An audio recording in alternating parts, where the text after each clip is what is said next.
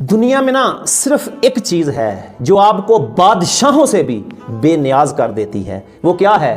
اللہ کی محبت اور رسول اللہ صلی اللہ علیہ وسلم کی نا چاہت۔ ایک روایت میں آتا ہے کہ ایک آدمی اس نے نا حضرت عمر فاروق رضی اللہ تعالیٰ عنہ سے کہا، وہ بندہ کہنے لگا اللہ نے آپ کو اتنا دیا ہے، آپ ایک عہدہ حکومت سے نا مجھے بھی دے دے۔ تو سیدنا عمر نے فرمایا کیا تمہیں قرآن پڑھنا آتا ہے؟ اس نے کہا نہیں۔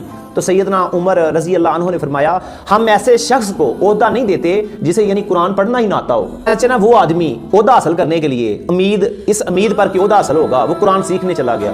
جب اس نے قرآن سیکھ لیا نا تو پھر وہ سیدنا عمر کے پاس آیا ہی نہ۔ ایک دن نا حضرت عمر رضی اللہ تعالیٰ عنہ نے اسے راستے میں دیکھا اور پوچھا کہ کیا چیز تمہیں میرے پاس آنے سے روک رہی تھی جبکہ تم عہدے کے طلبگار تھے، خواہشمند تھے؟ تو اس نے کہا میں نے قرآن سیکھ لیا ہے تو اللہ نے مجھے عمر اور عمر کے دروازے دونوں سے بے نیاز کر دیا ہے، اور تحت سکندری پر وہ تھوکتے نہیں، بستر لگا ہے جن کا تیری گلی میں۔